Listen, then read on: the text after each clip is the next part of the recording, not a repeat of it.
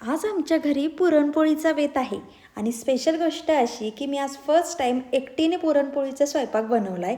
मला एवढं काही जमन असं वाटलं नव्हतं, पण एवढा टेस्टी स्वयंपाक होईल असं खरंच म्हणजे कांट बिलीव्ह दिस, मला स्वतःवर विश्वास होत नाही आहे. तर झालं असं की नागपंचमी आहे आज, तर मग नैवेद्यासाठी पुरणपोळी बनवायची होती.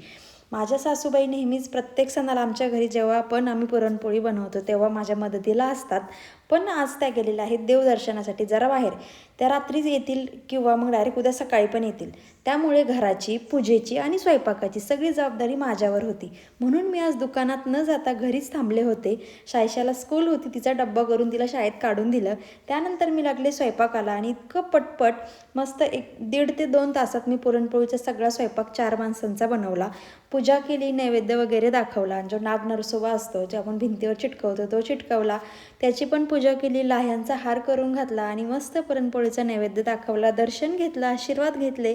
आणि त्यानंतर भांडी खूप सारी पडली होती, किचन वाटर पसारा तुम्ही बघितलाच असेल, ती सगळी घासून टाकली. असा गेला आहे नागपंचमीचा माझा आजचा दिवस. व्हिडिओ कसा वाटला कमेंट करून नक्की सांगा.